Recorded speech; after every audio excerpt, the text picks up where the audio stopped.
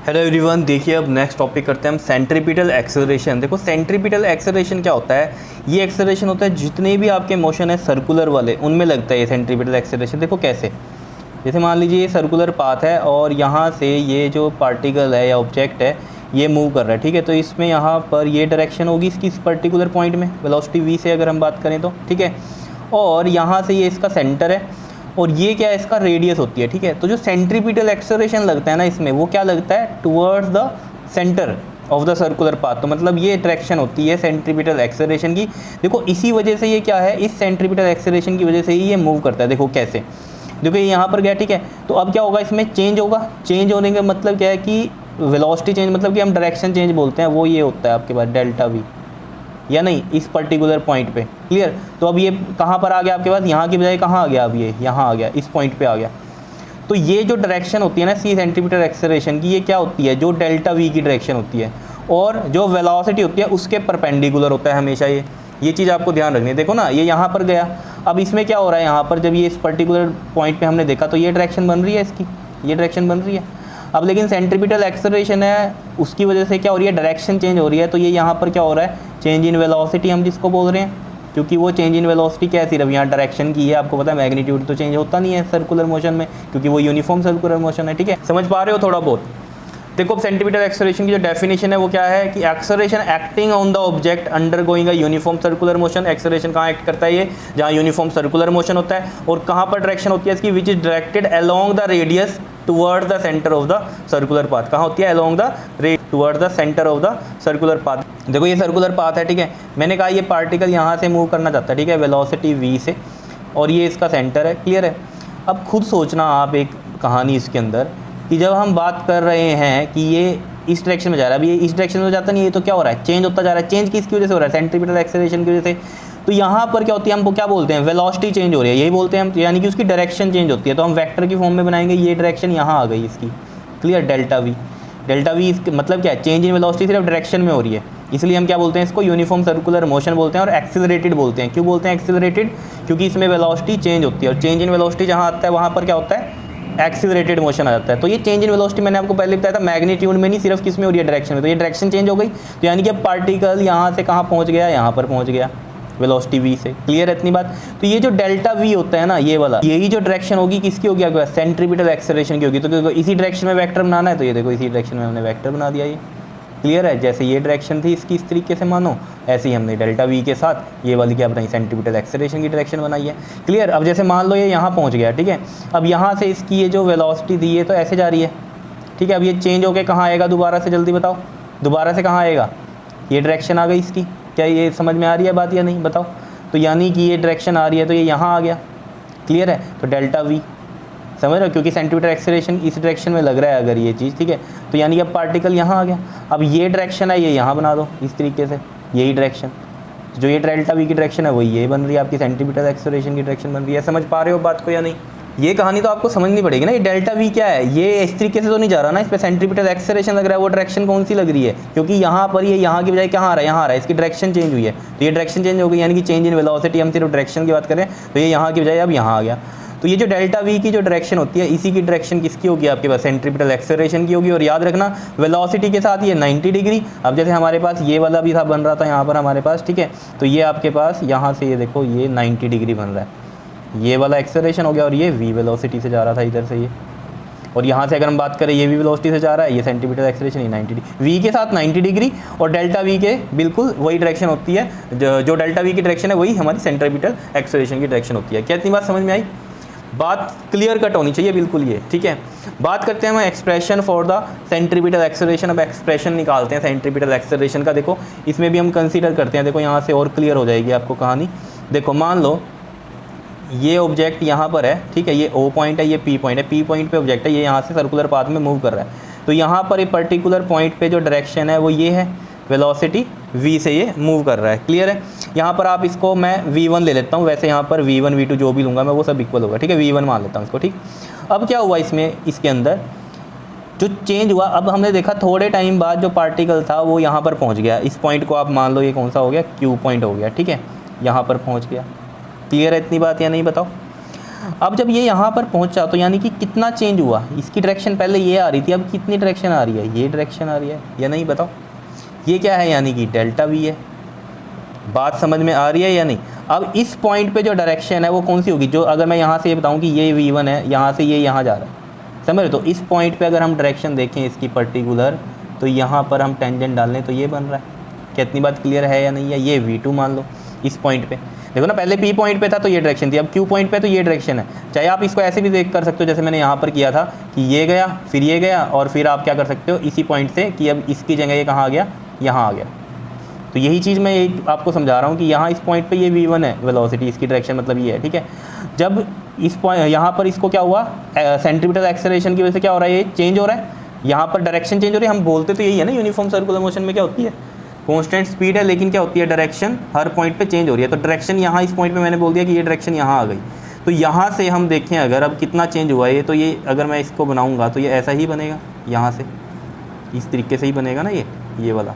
और अब इसकी डायरेक्शन ये हो गई। तो मैं इसको अगर पीछे ट्रेस करूँ ये यहाँ मिलता है। अगर देखो मैं इसको नॉर्मल समझूँ, एक V1 वेक्टर है, एक V2 वेक्टर है, ठीक है। देखो इस तरीके से बनाएंगे, ये आपके पास क्या है, एक V1 वेक्टर है, ठीक है, ये V2 वेक्टर है। अब ये V2 वेक्टर की क्या करेंगे हम, टेल से टेल जोड़ेंगे V1 और V2 की। तो ये टेल इसकी डायरेक्शन जो V2 की डायरेक्शन है वही बना दी मैंने इस तरीके से, ठीक है। ये V2 की बन गई, जो ये डायरेक्शन है वही V2 की बना दी, और ये डेल्टा V है, ये रिजल्टेंट इनका डेल्टा V ऐसे बना दिया। ऐसे समझ लो, ये ज़्यादा सही रहेगा आपके लिए, ठीक है। और इसको नाम देते हैं ये A पॉइंट, ये B पॉइंट, ये C पॉइंट। पॉइंट अलग ले रहा हूँ यहाँ पर नाम। मैं यहाँ पर क्या रहा हूँ, ट्रायंगल लॉ बना दिया मैंने, जो वेक्टर एडिशन लगाएंगे हम वो यहाँ पर लगाएंगे, ठीक। वैसे तो यहाँ से भी आप समझ सकते थे कि अगर मैं इसी को ऐसे पकड़ के पीछे लाऊँ यहाँ पर, तो ये V2 हो जाएगा, क्योंकि यहाँ पर डायरेक्शन ये है। तो मैं अगर यहाँ से देखूँ तो ये मैं यहाँ पर भी बना सकता था वेक्टर। लेकिन समझने की कहानी है कि चेंज कितना हो रहा है आपके पास। ये यहाँ गया, यहाँ से कहाँ आ गया, ये यहाँ आ गया। अब डायरेक्शन क्या हो गई इसकी, यहाँ ये हो गई। समझ रहे हो इतनी बात या नहीं। ये सिर्फ मैं क्या बता रहा हूँ आपको, ये वाली चीज़ मैं क्या बता रहा हूँ कि यहाँ पर ये वाला वेक्टर मैंने ऐसे पीछे लगा देते थे। यहाँ पर भी मैं क्या बता रहा था आपको, अगर आपने ध्यान दिया हो, यहाँ पर भी ऐसे ही बता रहा था मैं कि ये आपके पास क्या हो गया, पार्टिकल इस पॉइंट पे ये डायरेक्शन हो गई, ठीक है। अब चेंज हुआ इसकी वेलोसिटी में, ये हुआ डेल्टा V का, क्लियर। तो मैं बता रहा था अब ये V था, अब क्या डायरेक्शन हो गई इसकी, ये हो गई। तो ये मैं कैसे बता रहा था कि यहाँ पर इस पॉइंट पे अब डायरेक्शन क्या हो जाएगी, इस पॉइंट पे टेंजेंट डलेगा तो ये डायरेक्शन बनेगी। वही वेक्टर मैंने यहाँ पर बनाया था, इसको कर लेना ऐसे कंसीडर, ठीक है। समझ पा रहे हो, वही वेक्टर मैंने यहाँ पर बनाया था। क्लियर है या नहीं है बताओ, समझ में आ रही है बात। दोबारा से समझ लो, देखो ये था ये वेक्टर, ये पॉइंट है यहाँ पर, ठीक है। इस यहाँ पर इस पर्टिकुलर पॉइंट पे जो पार्टिकल की डायरेक्शन है वो ये है, चेंज इन वेलोसिटी हुआ यानी कि डायरेक्शन में हुआ, ये डेल्टा V हो गया, ठीक है। अब जो पार्टिकल है उसकी डायरेक्शन कैसी बन रही है आपके पास, यहाँ पर इस पॉइंट पे ऐसी बन रही है, ठीक है। तो मैं यहाँ पर भी ये चीज़ इसी तरीके से आपको समझा रहा था कि यही वेक्टर मैंने यहाँ पीछे लगा दिया यहाँ पर V से, ठीक है, क्योंकि एक ट्रायंगल लो अगर आपको समझाना है। तो ये देखो ये डायरेक्शन है आपके पास इसकी, समझ रहे हो। तो यही डायरेक्शन मैं यहाँ पर बना दूंगा इस तरीके से। ये किसकी है आपके पास, सेंट्रीपिटल एक्सेलरेशन की डायरेक्शन है, जो डेल्टा V की डायरेक्शन है। और V के साथ कितना डिग्री पे होगा, ये हमेशा 90 डिग्री पे होगा। ये चीज़ समझ में आ रही है बताओ। यही चीज़ मैंने यहाँ पर आपको बताई है, क्लियर। अब देखो जी कहानी यहाँ पर अप्लाई करेंगे हम, अप्लाई यहाँ से देखो ट्रायंगल, ये चीज़ याद रखना, ये V1 V2 है सेम ही, क्योंकि इनके मैग्नीट्यूड तो सेम ही है ना, क्योंकि कांस्टेंट स्पीड है, यूनिफॉर्म है। लेकिन एक्सेलरेटेड क्यों है, क्योंकि चेंज इन वेलोसिटी हो रही है बार बार, ठीक है ना। अब देखो जैसे मान लो ये यहाँ पर गया था, अब ठीक है, अगर मैं यहाँ पर भी बनाना चाहूँ आपके लिए तो मैं कैसे बनाऊँगा इसके अंदर बताओ ज़रा। यहाँ पर अब डायरेक्शन क्या हो जाएगी इसकी, यहाँ ये आ जाएगी, ये आ जाएगी, ठीक है, डेल्टा V ये आ गया। अब इस पॉइंट पे कहाँ जाएगा आपके पास, जल्दी से बताओ ज़रा। ये इस तरीके से आ जाएगा, ये इधर डायरेक्शन जा रही है इसकी, ये V3 मान लो अगर, ठीक है। करना नहीं है, वैसे मैं आपको बता रहा हूँ, समझ रहे हो। तो ये डेल्टा V से जा रहा है। अब डेल्टा V अगर इस तरीके से जा रहा है तो यहाँ पर इसी की डायरेक्शन है, ये डायरेक्शन मैंने बना दी सेंट्रीपिटल एक्सेलरेशन की। इस तरीके से आप सोच सकते हो, ठीक है। करने की ज़रूरत नहीं है, बस आपको ये V1 और V2 तक ही दिखाना था। अप्लाई करते हैं हम, देखो यहाँ पर triangle law of vector addition की बात करते हैं यहाँ पर। तो जब हम इसमें ट्रायंगल लॉ लगाएंगे तो देखो सेम वाले जो होंगे AB plus BC, AB plus में BC इज इक्वल टू में ये अपोजिट हो गया तो ये AC हो गया यहाँ पर, ठीक है। और ये वेक्टर एडिशन है तो हम यहाँ पर सब में वेक्टर लगा देंगे, ठीक। तो AB देखो वैल्यू क्या है, V1 वेक्टर हो गया, प्लस में BC कितना है हमारे पास यहाँ पर, ये डेल्टा V है, और ये कितना है AC के हमारे पास V2 है, ठीक है। तो यहाँ से डेल्टा V की जब हम वैल्यू निकालेंगे तो क्या बन जाएगा, ये हमारे पास V2 माइनस में V1 वेक्टर। ये तो हमारे पास क्या आ गई, डेल्टा V की वैल्यूज़ आ गई यहाँ से चेंजिंग, ठीक है। क्लियर इतनी बार। और डायरेक्शन में ही चेंज हो रहा है, इसलिए ये चीज़ आपको समझनी है कि सिर्फ किसका चेंज है यहाँ पर, डायरेक्शन का ही चेंज हो रहा है। क्लियर है, v2 माइनस वी1 करना है क्योंकि v तो सेम ही है, तो चेंज किसका है, सिर्फ डायरेक्शन का चेंज हो रहा है। ठीक है, क्लियर है, इतनी बात समझ में आ रही है बात। अब देखो ज़रा यहाँ से अगर हम बात करें इस केस के अंदर कि पार्टिकल जो था पहले यहाँ था आपका, अब यहाँ आ गया था क्यू पे। ठीक है, तो ये कितना डिस्प्लेस्ड हो रहा है, डेल्टा थीटा। और यहाँ पर भी अगर हम देखें इन दो वेक्टर्स के बीच की अगर कहानी देखें ज़रा देखो, ये कितना डिग्री है यहाँ 90, और यहाँ पर ये भी कितना है 90 है। क्लियर है इतनी बात या नहीं, बताओ ज़रा। क्योंकि मैंने आपको बताया था ना इनके रेडियस के अलोंग, अब अगर इसके पॉइंट पे देखें हम, इसके रेडियस के अलोंग यहाँ सेंट्रीपिटल एक्सेलरेशन है और इसकी रेडियस के अकॉर्डिंग यहाँ इस साइड सेंट्रीपिटल एक्सेलरेशन है। क्लियर है इतनी बात, समझ तो ये चीज़ें। तो अब देखो जो मेन बात आपको समझनी क्या है वो क्या है, सेंट्रीपिटल एक्सेलरेशन क्यों बोल रहा हूँ मैं इनको, क्योंकि तभी ये 90 डिग्री, और वैसे भी पता आपको रेडियस वाले क्या होते हैं हमेशा सर्कमफ्रेंस पे 90 डिग्री होते हैं। ठीक है ना, सर्कल की प्रॉपर्टी तो पता ही है, हमेशा ये टेंजेंट्स पे क्या होते हैं, हमेशा 90 डिग्री होते हैं। ठीक है, रेडियस टेंजेंट पे क्या होती है 90 degree on the circumference of the circle. ठीक, अब देखो मेन जो कहानी है वो इसमें क्या समझनी है कि यहाँ पर ये वाला v1 और v2 के बीच में भी डेल्टा थीटा मैं यहाँ कैसे लिख रहा हूँ। देखो ये तो हमें पता चल गया, ये भी डेल्टा थीटा है, इन दोनों के बीच का जो एंगल है वो कितना डेल्टा थीटा है। ठीक है, क्लियर है। अब बात को समझना, जितना दो लाइनों के बीच में एंगल होता है उतना ही उनके परपेंडिकुलर्स के बीच में भी एंगल होता है। जैसे मैंने आपको बताया हुआ है, जैसे मान लो ये है आपके पास इस तरीके से। ठीक है, ये एंगल थीटा है। ठीक है, इस पर एक परपेंडिकुलर डालो, ठीक, और एक परपेंडिकुलर इस पे डालो ऐसे, तो इस पे भी एक परपेंडिकुलर डला है ये, और इस पे भी एक परपेंडिकुलर डला है, तो इन दोनों परपेंडिकुलर के बीच में भी एंगल कितना होगा, इतना ही होगा, ये थीटा। ये पहले भी मैंने आपसे बात डिस्कस की है। तो वही चीज़ यहाँ हो रही है, इन दोनों के बीच में डेल्टा थीटा है और इन दोनों लाइनों के परपेंडिकुलर के बीच का एंगल भी क्या होगा, डेल्टा थीटा होगा। तो हमने तो इन दोनों की डायरेक्शन में ये बनाए थे वेक्टर्स, v1 का ये बनाया था और v2 का ये बनाया था, तो इनके बीच का ये डेल्टा थीटा हो गया। बताओ समझ में आ रही है बात या नहीं आ रही है। बिल्कुल ईजी बात कर रहे हैं हम, कोई मुश्किल बात नहीं कर रहे हैं यहाँ पर। ठीक है, तो ये डेल्टा थीटा आ गया। तो अब देखो अब बात कैसे करेंगे हम यहाँ पर। डेल्टा थीटा देखो पता है हमें क्या होता है, थीटा का फॉर्मूला क्या होता है, length of an arc upon में रेडियस। पता है ना ये चीज़ कैसे करते थे, ये है आपके पास। ठीक है, ये क्या होती थी, लेंथ ऑफ एन आर्क, ये रेडियस, और ये theta. Theta is equal to में L/R होता है फॉर्मूला, ये हमें पता है। तो वहीं से हम कर रहे हैं। अगर यहाँ पर हम देखें सबसे पहले, तो यहाँ पर ये जो है आपके पास ये PQ वाला, ये वाला PQ जो है एक तरह से, ये अगर हम छोटा ही लें तो ये एक स्ट्रेट लाइन बनेगी जो कि हमारी क्या होगी, ये लीनियर डिस्प्लेसमेंट, जिसको हम क्या लिखेंगे, डेल्टा एस लिखेंगे। ठीक है, तो डेल्टा एस आ गया लेंथ ऑफ एन आर्क, और रेडियस क्या है इसमें हमारे पास, ये R ही है। और दूसरा इस वाले ट्रायंगल से अगर हम बात करें इसके अंदर, देखो मैंने यहाँ पर क्या किया है, अगर मैं यहाँ डेल्टा थीटा लिखूँ, मैंने क्या किया यहाँ PQ अपॉन में OP किया है। और इस ट्रायंगल में अगर मैं देखूँ डेल्टा थीटा के सामने क्या है, BC है, और अपॉन में दैट v1 को और v2 क्या है, सेम ही है हमारा, तो मैं इसको v लिख रहा हूँ। यहाँ पर लिख तो देख लो, v1 equal to v2 equal to क्या है, v ही है। ठीक है, तो ये v हो गया। तो ये वाला हमारे पास, मैं इसको AB लिख लेता हूँ पहले, तो ये वाला AB। ठीक है, अब यहाँ लिखता हूँ वैल्यू, BC की वैल्यू कितनी है, डेल्टा V, और AB की वैल्यू को मैं v1 लिख सकता हूँ जो कि v ही है हमारी। ठीक है, बात इतनी क्लियर है। अब यहाँ से यानी कि दोनों डेल्टा थीटा हमें पता चल गए हैं, तो ये एक ही एंगल, समझ रहे हो ना, इन्हीं के बीच का एंगल, इन दोनों के बीच का एंगल है। यही मैंने आपको बताया अभी, बताया ना, ये दो लाइनों के बीच में जितना एंगल होता है उनके परपेंडिकुलर्स के बीच का एंगल भी वही होगा। क्लियर है। तो देखो जरा अब यहाँ से delta S R is equal to में डेल्टा वी बाई वी। अब देखो यहाँ से डेल्टा वी की वैल्यू कितनी आ जाएगी आपके पास, डेल्टा एस, और ये क्या वी इधर जाएगा और ये आर। ठीक है, तो ये आ गई आपके पास value, delta V is equal to M V by R into M delta S. बताओ समझ में आ रहा है, कोई दिक्कत इसमें। अब यहाँ पर क्या करो, आप इनको डिवाइड कर दो, यहाँ dividing both sides by delta T. Delta T से ज़रा डिवाइड करो ज़रा, यहाँ पर देखो क्या आएगा आपके पास, यहाँ करता हूँ मैं। देखो जो हमारे पास इक्वेशन बनी थी वो बनी थी delta V is equal to M V by R and delta S. दोनों साइड डेल्टा टी से हमने क्या करना है, डिवाइड करना है। डेल्टा टी से डिवाइड कर दिया। अब बताओ चेंज इन वेलोसिटी अपॉन में टाइम क्या होती है, बताओ जल्दी से बताओ, जल्दी से। एक्सेलरेशन होता है लीनियर वाला, तो मैं ए लिख दूँ इसको, बताओ। अब यहाँ पर क्या करो, आप डेल्टा टी को अप्रोचेस टू कर दो 0। अब जब हम डेल्टा टी अप्रोचेस टू 0 करते हैं तब ये बड़े वाले डेल्टा किस में चेंज हो जाते हैं, डी में चेंज होता है, स्मॉल चेंज में। जैसे हमने इंस्टेंटेनियस वेलोसिटी, इंस्टेंटेनियस एक्सेलरेशन के केस में किया था, याद है आपको, जब हमारे पास एक्सेलरेशन था delta V by delta T, तो हमने डेल्टा टी अप्रोचेस टू 0 किया जब, तो ये क्या बन गया था, D V by D T बन गया था। याद आया कुछ? ठीक है, तो वही चीज़ हम यहाँ पर करने वाले हैं। अगर डेल्टा टी अप्रोचेस टू 0 करेंगे हम, तो डेल्टा वी किस में चेंज हो जाएगा, D V by D T में।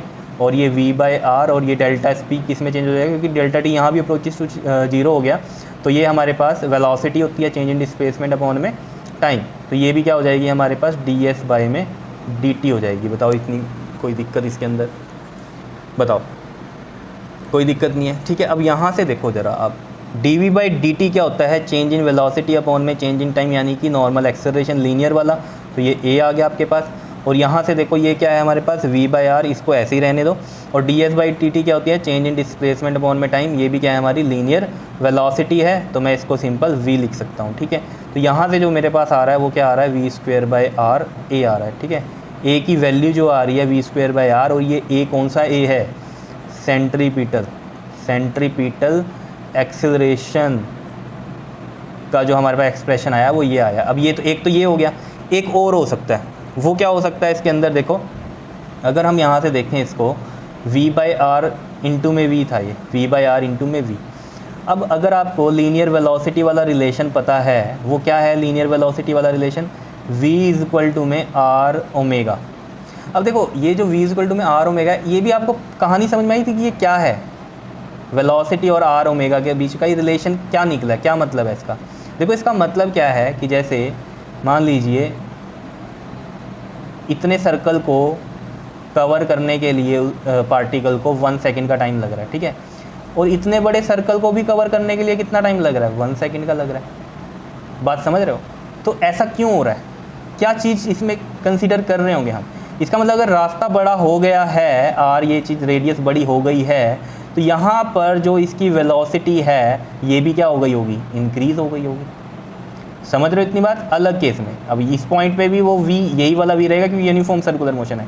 यहाँ पर जो v है, यहाँ पर भी वही v है, लेकिन यहाँ v मान लीजिए 4 का है और यहाँ पर कितना है, 6 का है, तभी तो वो बड़े वाला पाथ कवर कर रहा है या नहीं कर रहा है, बताओ।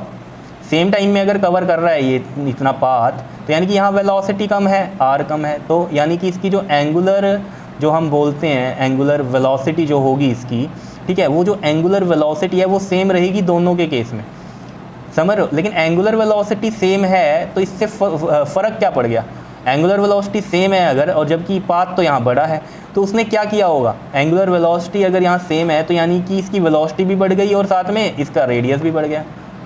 बात समझ रहे हो, देखो किस तरीके से मैं कह रहा हूँ। देखो यहाँ से ओमेगा की वैल्यू क्या आ रही है आपके पास, v/r आ रही है, ठीक है।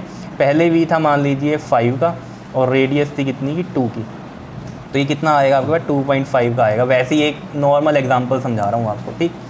जब आपने कहा ओमेगा दोबारा भी सेम रहेगा इस केस में भी, लेकिन ओमेगा सेम रहेगा और पाथ तो ये बढ़ गया, तो ये फिर ओमेगा कैसे सेम रहा होगा, यानी कि ये वेलोसिटी बढ़ गई होगी, तभी उतने ही टाइम में उसने कवर किया ना, ये चीज़ हम कह रहे हैं, ठीक है। तो सेम अगर हमारी एंगुलर वेलोसिटी है, एंगुलर वेलोसिटी, तो इसमें देखो जब हमने वेलोसिटी बढ़ा दी और साथ में ये रेडियस भी बढ़ा दी, तो मान लीजिए ये वेलोसिटी 10 की हो गई, तो रेडियस भी उतनी बड़ी है, कितनी बढ़ गई, मान लीजिए 4 की, तो ये भी कितना होगा, 4 2 8 4 5 20, ये भी 2.5 आ रहा है। तो मतलब ये मैं वैसे आपको एक जनरल बात बताई है, समझ रहे हो, कि यहाँ पर ये r ओमेगा वाला रिलेशन का मतलब क्या है कि ओमेगा सेम रखा है अगर हमने, ठीक है, तो छोटे पाथ में भी जो ओमेगा है बड़े वाले में भी वही है, तो वो कैसे हुआ होगा, v और r क्या रहा होगा, बताओ, उसी रेशो में बढ़ गया होगा। यहाँ v और r जितना है उसी रेशो में यहाँ पर भी क्या हुआ होगा, बढ़ा होगा। दोनों ही चीज़ें बड़ी होंगी तभी तो सेम आ रही है हमारे पास एंगुलर वेलोसिटी। चलो जी, क्लियर है इतनी बात या नहीं है, ठीक है। तो जो मैं आपको यहाँ पर बात बता रहा था कि यहाँ से ये हमें जो मेन कहानी पता करनी थी हमें, क्या कि v इज़ टू में r ओमेगा है, ठीक है। तो यहाँ से ओमेगा की वैल्यू क्या होती है, v/r, तो मैं यहाँ v/r, इस v/r को ओमेगा लिख सकता हूँ क्या, बताओ। यहाँ से अगर हम करें इसको, v/r को मैं क्या लिख सकता हूँ, ओमेगा, तो ये वाला v पहले लिख दिया मैंने और v/r को क्या लिख दिया, ओमेगा लिख दिया, बताओ। तो यानी कि यहाँ से a इज़ टू में क्या आ गया, एक और v ओमेगा आ गया, बताओ।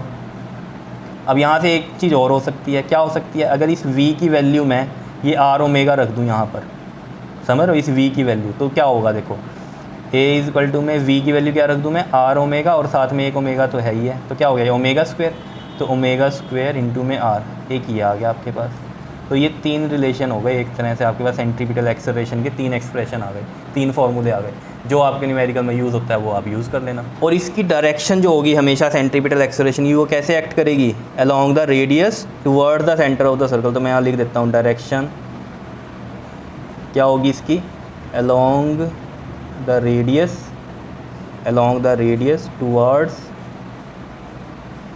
द सेंटर ऑफ सर्कल, ये चीज़ याद रखनी है इसकी, हमेशा यही होगा।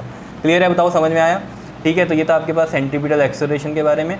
और नेक्स्ट वीडियो में हम करेंगे इसका tangential acceleration and centripetal acceleration, ये हम नेक्स्ट वीडियो में बात करेंगे। तब तक के लिए ये आपको समझ में आना चाहिए। सेंट्रीपिटल एक्सेलरेशन नहीं आ रहा है तो दोबारा वीडियो देख लो, थोड़ा सा कन्फ्यूज़न अगर आ रही है तो दोबारा वीडियो देख लो, क्लियर हो जाएगी सारी बात। समझ रहे हो बात? ये डायग्राम देख के तो बहुत डर लगने वाला है आपको कि क्या है, तो साथ साथ समझो जो मैं बना रहा था जब।